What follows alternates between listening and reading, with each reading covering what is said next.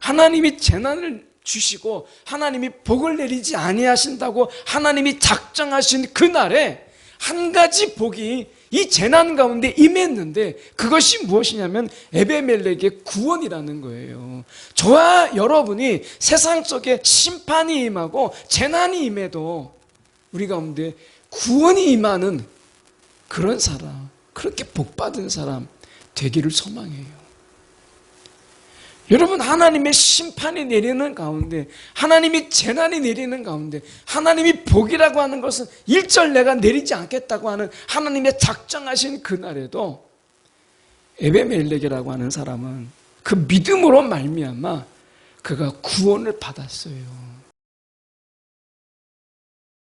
예레미야 39장 15절에서 18절까지 말씀, 혹시 구약성경으로 보실 분들은 제가 가진 성경 구약성경 1117쪽의 말씀입니다.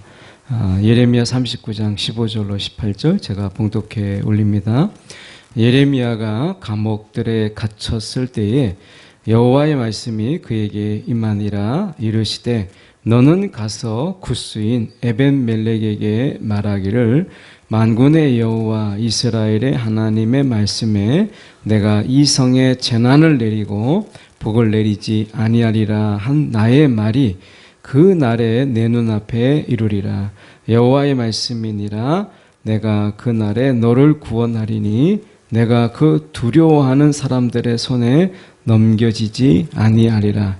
내가 반드시 너를 구원할 것인즉 내가 칼에 죽지 아니하고 내가 노량물같이 내 목숨을 얻을 것이니 이는 내가 나를 믿었음이라. 여호와의 말씀이니라 하시더라. 아멘. 오늘 말씀 가지고 간악한 왕의 마음에 직면한 믿음이라는 제목으로 함께 말씀을 나누기를 원합니다.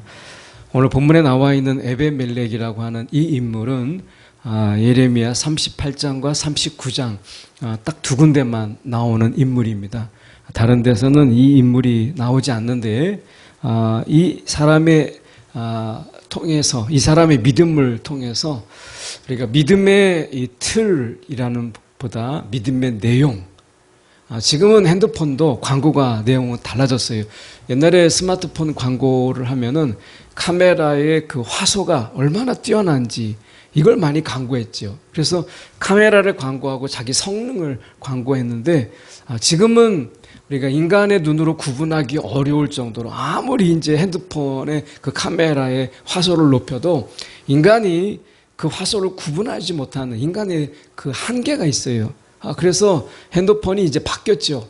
이제는 카메라를 가지고 이야기하지 않고 AI가 있느냐 없느냐, 그래서 이제 그 핸드폰의 그 내용 이걸 가지고 이제 핸드폰을 가지고 뭘 할 수 있느냐, 단순한 사진의 어떤 성능을 넘어서 핸드폰을 가지고 뭘 할 수 있느냐라고 하는 이런 내용적인 부분에서 경쟁하고 있는 것을 보게 됩니다. 믿음도 마찬가지예요.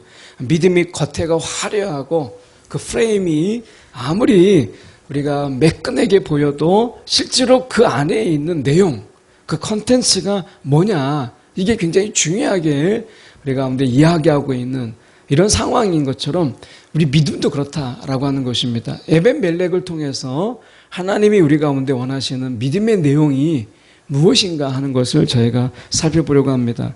오늘 본문의 말씀은 38장부터 사실 이어져요. 근데 본문의 내용이 굉장히 길어지기 때문에 저희가 38장은 제가 중간중간에 저를 소개하는 것을 통해서 본문의 내용을 잠시 대략으로 이해하려고 합니다. 38장 2절에 보면 이렇게 말씀합니다. 여호와께서 이와 같이 말씀하시되 이 성에 머무는 자는 칼과 기근과 전염병에 죽으리라, 이렇게 돼 있어요. 그러니까 칼과 기근, 전염병 이렇게 얘기할 때 하나님은 이 재앙적인 요소를 세 가지를 이야기할 때는 하나님이 반드시 그렇게 하신다라고 하는 거예요. 두 가지일 경우가 있어요. 칼과 기근을 이렇게 두 가지로 이야기할 때는 하나님께서 지금 경고를 하시는 거예요. 실제 한다라기보다는 하나님의 경고를 통해서 너희가 돌아오라 라고 하는 경고성의 의미이지만 이렇게 칼과 기근과 전염병이라는 세 가지를 이야기할 때는 하나님이 반드시 하나님이 이것을 하신다라고 하는 의지를 가지고 말씀하시는 거예요. 그러면 우리가 웬만큼 들을 수 있는 그런 센스가 있으면 이 하나님이 두 가지를 이야기했는지 세 가지를 이야기했는지를 따라서 야, 하나님이 세 가지를 말씀하시면 이거는 반드시 행하신다는 거니까 우리가 바짝 긴장하고 그분의 진노 앞에 내가 어떻게 살 길을 찾을 것인가 하는 것을 내가 정말 하나님 앞에서 구해야 되겠다. 이렇게 해야 되는 게 맞는데 남유다도 그렇고 북이스라엘도 그랬고 이러한 영적인 센스가 없었어요. 어린아이도 우리가 엄마가 화가 났는지 아니면 엄마가 화난 척을 하는지를 어린아이도 알거든요.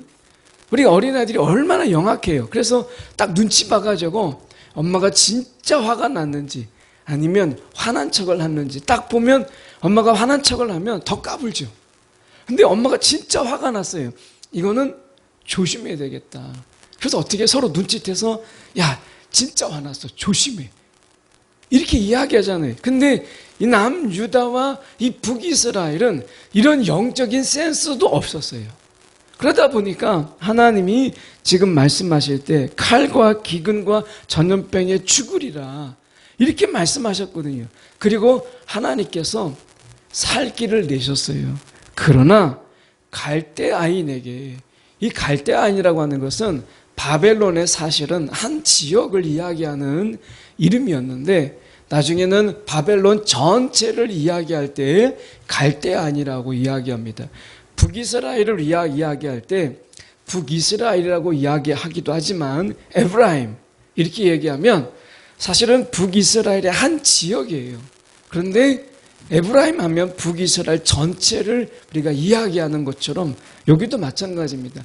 이 갈대아인이라고 하는 것은 바벨론 전체를 이야기해요. 그래서 말씀할 때 바벨론에게 항복하는 자는 살리니 그는 노략물을 어둠과 같이 자기의 목숨을 건지리라 라고 말씀하셨어요. 그러니까 이것은 예레미야를 통해서 말씀하신 거예요. 그러니까 하나님이 그런 진노와 하나님의 심판 속에서도 하나님이 사실 길을 열어놓으신 거예요. 그게 뭐냐? 갈대아인에게 항복하는 자는 살리니 라고 말씀하신 거예요. 하나님은 심판 중에도, 하나님은 재앙 중에도, 하나님은 진노 중에도 하나님께서는 살 길을 여세요. 오늘 우리 가운데 하나님의 진노가 있어도 우리 가운데 살 길을 여시는 이가 하나님이십니다. 그리고 다윗이 밧세바를 범했을 때 하나님의 무서운 진노가 다윗 가운데 임하게 되죠. 그런 가운데도 하나님은 다윗이 살 길을 열어놓으셨어요. 우리가 하나님은 어떤 분이시냐? 우리 가운데 피할 길을 내시는 분이시다 라고 하는 게 우리가 살 길을 열어놔요. 그런데 문제는 무엇이냐면 이게 살 길인데 꼭 죽을 길로 가요. 이게 남유다, 이게 죄성을 가진 인간의 어떤 본성이에요. 그러니까 하나님은 분명히 진노 중에서도 살 길을 열어놓으셨는데 평소에도 하나님의 말씀을 듣지 않았던 그들이 하나님의 진노 중에도 하나님의 말씀을 들을까요? 듣지 않죠. 그러니까 하나님이 살 길을 열어놨음에도 불구하고 항상 죽을 길로 가는 거예요. 시드기야가 바로 그랬어요. 이때 배경이 시드기야 약 3년 정도 지났을 때였습니다. 여호야김이 죽고 여호야긴을 끌어가고 그리고 세운 왕이 바벨론에서 시드기야를 왕을 세워요. 이건 꼭두각시의 왕이죠. 그래서 이 왕을 세우는데 시드기야가 가만히 머리를 굴려보니까 바벨론보다는 내가 애굽에 손 잡고 바벨론하고 한번 부딪혀보는 것도 승산이 있겠다라고 생각을 한 거예요. 그러니까 분명히 하나님께서는 이 남유다를 바벨론에 70년 동안 포로 생활을 하게 하는 게 하나님의 계획인데 우리가 시드기야가 가만히 생각해 보니까 애굽과 손잡고 내가 바벨론하고 한번 부딪혀보면 내가 이길 수도 있겠다. 이렇게 생각을 한 거예요. 그러니까 하나님이 분명히 너희가 바벨론 손에 넘어갈 것이다 라고 하는데 이 말을 귀를 기울이지 않아요. 여러분, 우리가 하나님께 말씀을 귀를 기울이는 자는 살아요. 근데 하나님 말씀에 듣지 않는 자는 여러분 죽어요. 말씀에서 살고 말씀을 듣지 않으면 죽는 거예요. 그러니까 세상에서 이야기할 때는 얘가 돈이 없으면 죽고 돈 있으면 살고 이렇게 생각하잖아요. 이건 세상의 이치죠. 세상에서는 이야기해요. 돈 있으면 살고 돈 없으면 죽는다. 그런데 하나님은 우리 가운데 말씀하세요. 말씀을 들으면 살고 말씀을 듣지 않으면 죽는다 라고 말씀하시는 것을 이미 북이스라엘을 통해서 말씀하셨고 남유다를 통해서도 말씀하셨어요. 그런데 여전히 우리는 듣지 않지요. 돈이 최고지. 하나님이 밥 먹여주나? 하나님이 우리에게 먹여 살리나? 이렇게 생각해요. 그런데 여러분 이 자리에 와 있을 정도의 신앙이라면 여러분 귀를 기울이세요. 하나님의 말씀이 있는 곳에는 생명이 있고요. 하나님의 말씀이 없는 곳에는 생명이 없어요. 돈이 우리를 살리는 것 같지만 그러나 하나님이 그 뒤에서 역사하지 않으면 돈이 있어도요. 돈이 우리를 살리지 못해요. 과거에 우리가 재벌들의 우리가 창업자들이 돈이 없어서 죽었겠습니까?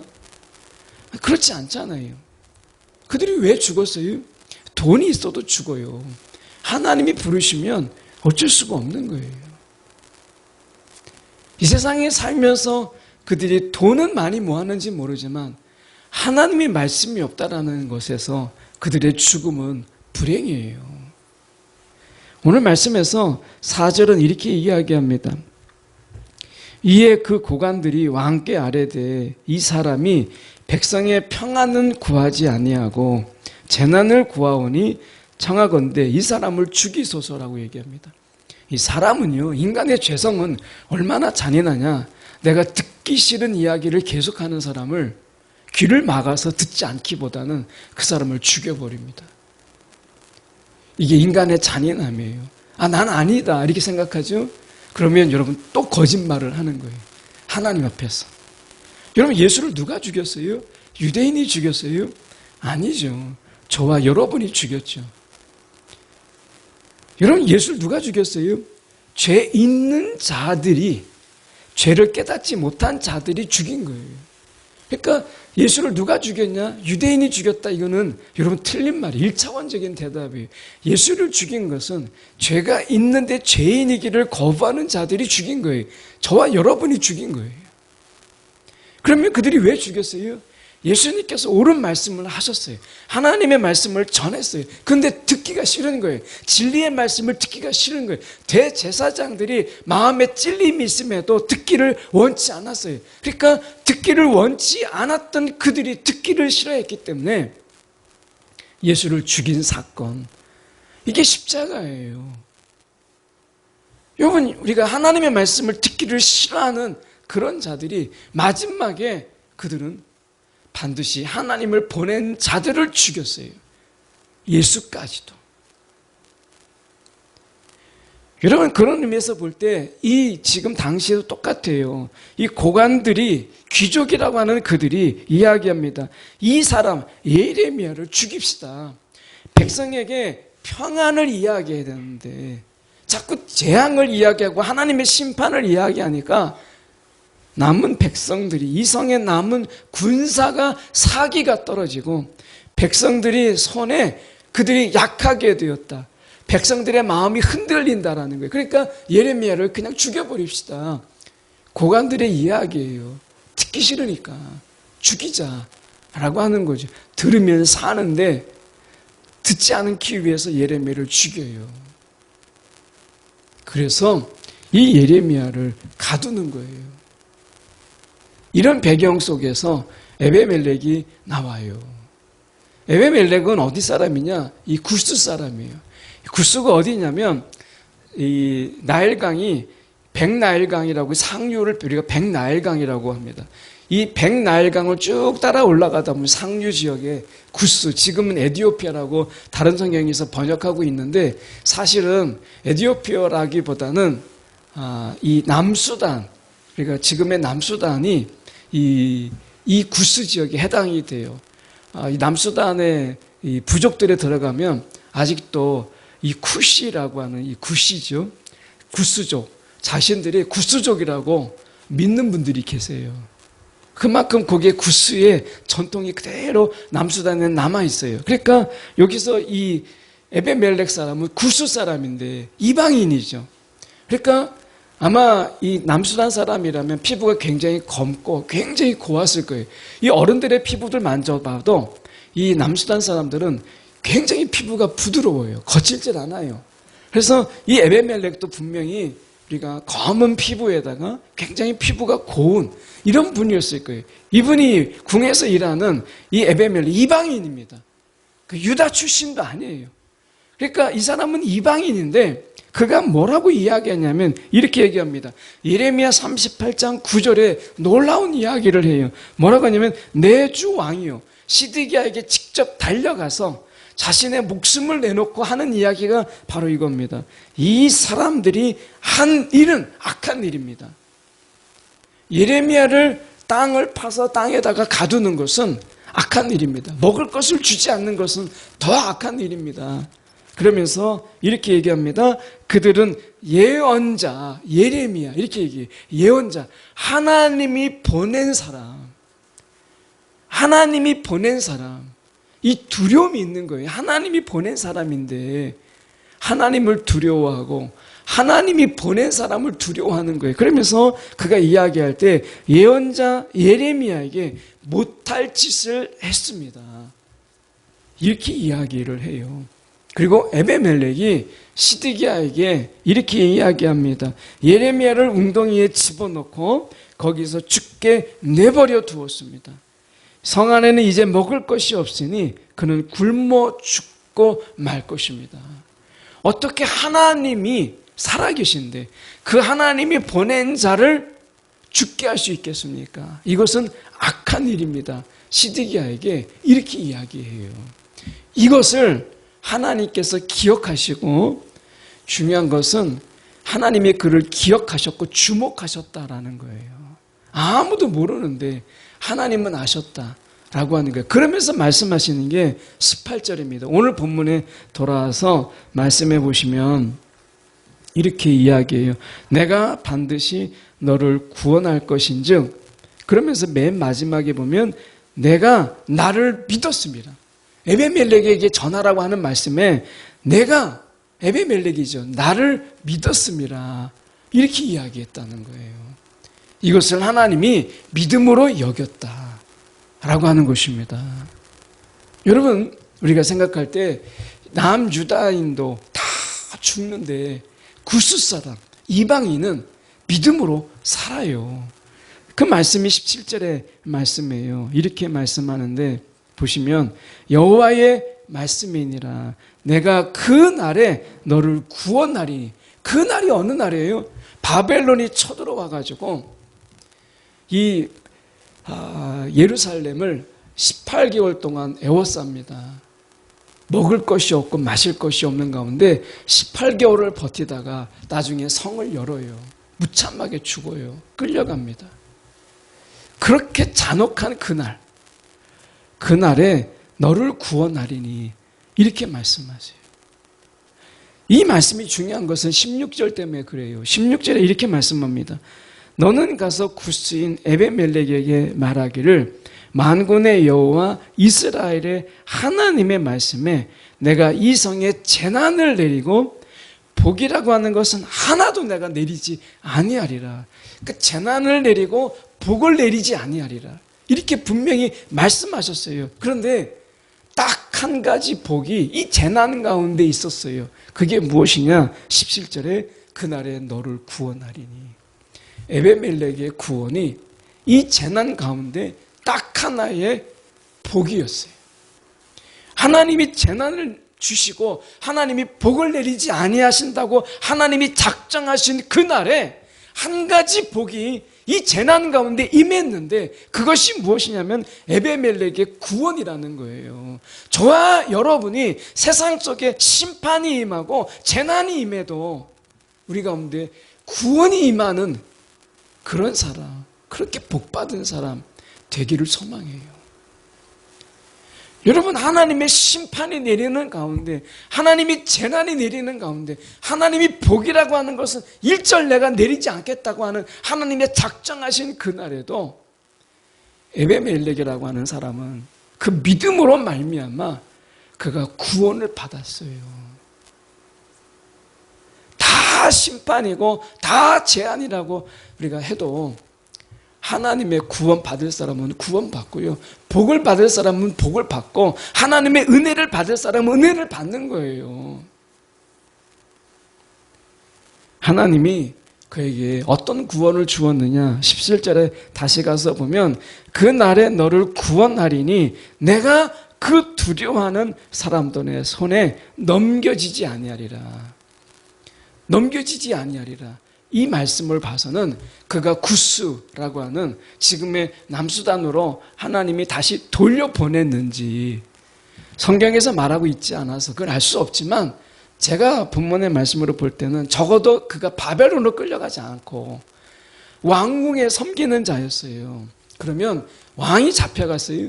그러면 왕궁의 사람들은 거의 죽지 않아요? 그런데 그 손에 넘겨지지 않았다라는 이야기는 구스에 돌려졌다, 아니면 그가 적어도 자유의 몸이 되었다라고 하는 거예요. 여러분, 심판과 재난 속에서 다 심판받을 때 구원받은 이 한 사람 에베멜렉이 그에게 있었다라고 하는 것입니다. 하나님께서 그가 행하신 일들을 보았다는 거예요. 예레미야를 아무도 선지자로 여기지 않을 때 한 사람 에베멜렉은 그를 하나님의 예언자로 여겼고 목숨을 걸고 시드기야에게 가서 이건 악한 일입니다 라고 이야기함으로 인해서 시드기야가 이렇게 이야기해요.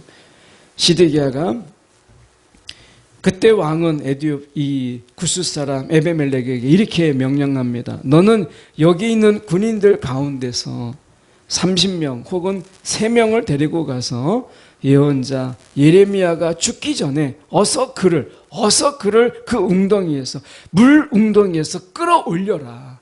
이렇게 시드기야의 마음을 바꿔요. 하나님께서 이 에베멜렉의 믿음을 보신 거예요.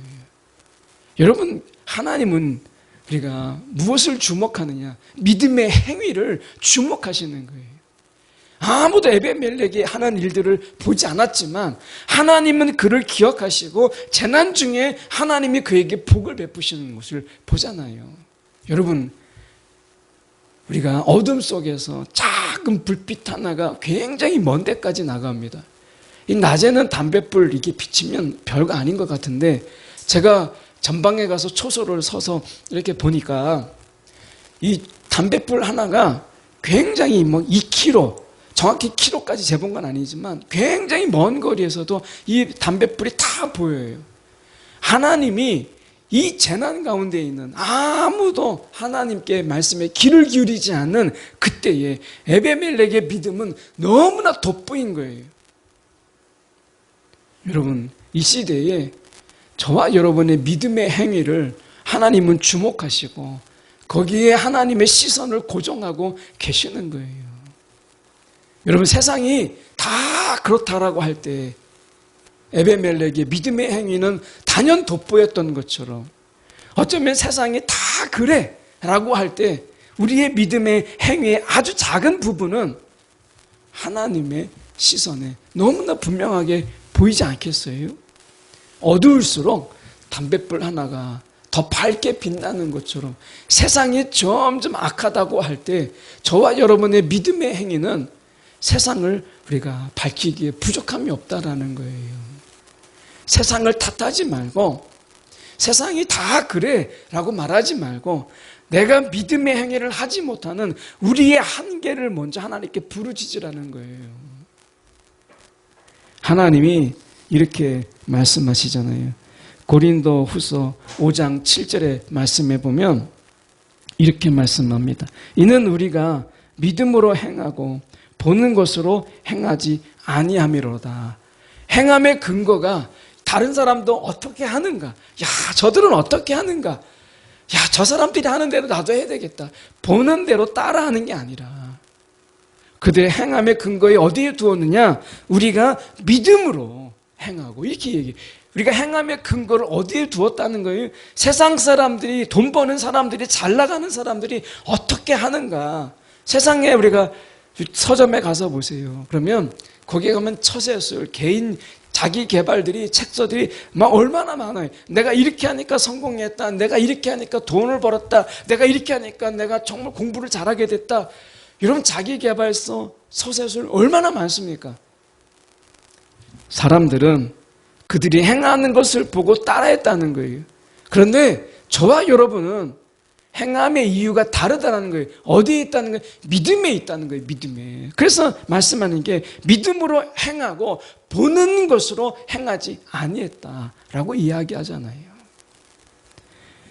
야고보서 2장 14절에 보면 이렇게 말씀합니다. 내 형제들아, 만일 사람이 믿음이 있노라 하고, 내가 믿음이 있다 라고 말하고 행함이 없으면 무슨 유익이 있겠느냐, 이렇게 말해요.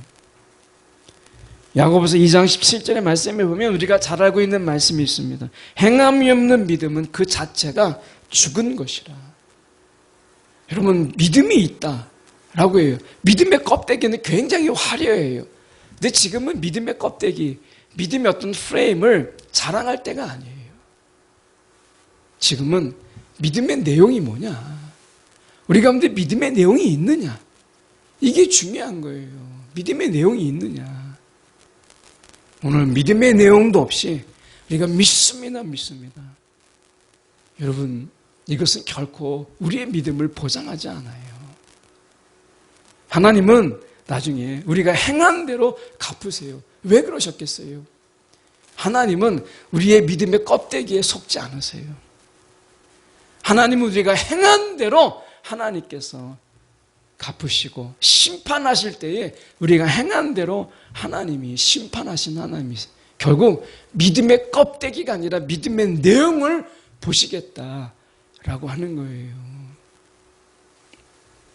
오늘 저와 여러분이 기억해야 될 게, 하나님은 에베멜렉의 이 믿음의 작은 행위 하나를 기억하시고 모두가 다 재난의 그날, 재난의 때에 구원이라고 하는, 하나님이 복이 없다라고 하는 그 날에 복을 받는 유일한 존재가 되었다라고 하는 것입니다.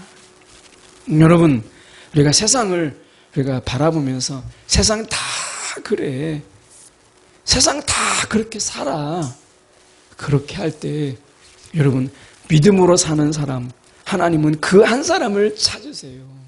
그리고 한 사람을 주목하시고 한 사람을 기억하세요. 그리고 재난의 때에 하나님께서 하나님의 방법으로 그 사람을 살리십니다. 지금이 우리가 에베멜렉, 이 시대의 에베멜렉을 찾는 하나님의 시선이 지금 에베멜렉에 머물고 있는 때가 아닌가 하는 생각을 해보게 돼요. 여러분 행함의 근거가 세상입니까? 다른 사람이 야, 그렇게 하니까 좀 되더라, 성공하더라, 돈 벌더라. 우리가 행함의 이유가 세상이 아니고 다른 사람이 아니고 성공한 사람이 아니라 믿음, 이것이 우리 행함의 근거가 되고 이유가 될 때 하나님은 우리를 주목하시고 우리를 기억하세요. 하나님이 우리를 채우시는 거예요. 여러분, 오늘 에베멜렉, 그 믿음, 어떻게 보면 그 간악한 시드기야 왕 앞에 그 간악한 마음, 시드기야가 지금 얼마나 간사해요. 막 재고 있잖아요. 하나님 말씀을 들을 수 있는 기회를 주었음에도 불구하고 그는 계속해서 주판을 두들기며 어느 게 나은지를 결정하지 못하고 그런 가운데 있었어요. 그런 자에게, 그 간악한 자에게 찾아가서 목숨을 내놓고 그가 이야기합니다.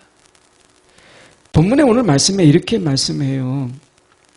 보시면 오늘 18절의 말씀에 우리가 내가 반드시 너를 구원할 것인즉 내가 칼에 죽지 아니하고 내 노량물 같이 내 목숨을 얻을 것이니, 내 노량물 같이 이렇게 이야기합니다. 이 노량물 이야기하니까 제가 생각나는 게 아간이 생각이 났어요. 아간이 여호수아의 말씀에서 이렇게 말씀합니다. 여호수아 7장 21절에 이 아간이 여리고성을 칠 때 하나님께서 말씀하셨어요. 하나님이 이 여리고성을 칠 때 하나님이 헤렘을 선포했어요. 이것은 하나님의 심판인 거예요. 하나님의 저주가 임하기 때문에 그 어떤 것도 취해서는 안 되는 거예요. 취하면 내 생명을 내놓아야 되는 하나님의 헤렘이 선포가 됐어요. 그런데 아간이라는 자가 그 속에서 뭔가를 건졌어요. 노량물이죠. 그는 이렇게 그의 입술로 이야기합니다. 여호수아 7장 21절에 한번 들어보십시오. 아마 우리도 어느 것 하나 정도는 가지고 싶은 것들 중에 하나예요. 보면 내가 노력한 것이, 내가 노력한 물건 중에 시날산의 아름다운 외투 한 벌, 그리고 은 200세겔과 그 무게가 50세겔 되는 금덩이 하나를 보고 탐내어 가져갔나이다. 보소서 이제 그 물건들을 내 장막 가운데 땅속에 감추었는데 은은 그 밑에 있나이다 하더라. 이렇게 얘기했어요. 여러분 생각해 보세요. 야, 이거 정말 하나 정도는 가져도 좋겠다. 이런 거잖아요. 그러니까 은이 200세겔이고 금이 50세겔 되는 금덩어리. 더군다나 시날산의 이 아름다운 전투, 이거 외투 한 벌은 값이 굉장히 나가는 것이었어요. 이거를 가져다가 숨깁니다. 노량물이에요. 아마 생각했을 거예요. 야, 내가 이렇게 고생을 했는데 누가 알아주나? 나라도 내가 스스로 챙겨야지. 이래서 챙길 수도 있고요. 어쩌면 가족을 너무나 사랑해서 나중에 가족들을 위해서 잔치라도 한번 해야 되지 않겠나. 그래서 내가 나중에 가나안 땅에 들어가면 정말 내가 땅을 차지하게 되면 그래서 집 하나 지을 수 있는 돈은 내가 가지고 있어야 되지 않겠나. 뭐 이런 가족 사랑의 마음으로 숨길 수도 있을 거예요. 그런데 이것을 훔쳤다는 것 때문에 노량물로 가져갔잖아요. 결국 이것도 빼앗기고요. 아간뿐만 아니라 아간의 가족까지도 다 죽어요. 잘못된 사랑이 그 가족을 다 전부 죽게 했다라고 하는 거예요. 근데 오늘 말씀에 18절에 이렇게 얘기하잖아요. 내가 노량물 같이 내 목숨을 얻을 것인지 이렇게 얘기해요. 우리가 세상을 떠날 때 여러분 아파트를 아무리 많이 가지고 있어도 주님 나라 갈 때 벽돌 한 장 못 가져가요. 은행에 수십억을 쌓아놔도 주님 나라 갈 때 1원도 못 가져갑니다. 이게 세상이에요. 이게 은혜예요. 만약에 우리가 가지고 있는 것 중에 아파트에 벽돌 하나, 은행에 있는 돈에 1원이라도 가져갈 수 있다면 그 노량물 때문에 죽어요. 아무것도 못 가져간 게 은혜예요. 아간이 가지고 있는 게 어마어마하겠습니까? 그런데 하나님의 헤렘을 선포한 것에 그 단 하나를 가져가도 그는 죽어요. 하나님이 이 세상의 모든 것을 그 어느 것 하나도 가져가지 못하게 하셨어요. 이게 은혜예요. 그런데 믿음은 가져가게 하셨어요. 주님의 나라에 믿음은 가져가게 하셨어요. 여러분 하나님 나라에 가져갈 수 없는 것 때문에 목숨 거는 것, 이게 지금 이야기하는 거예요. 이게 아간이에요. 이 노량물 때문에 그는 죽었어요.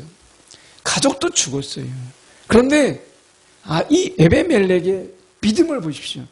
내가 노량물 같이 목숨을 걸고 하나님의 사람을 살렸더니 내가 이 노량물이 그게 되어서 네 목숨을 구했다. 이렇게 말씀하잖아요. 우리의 목숨, 이 세상의 목숨은 단 하나예요.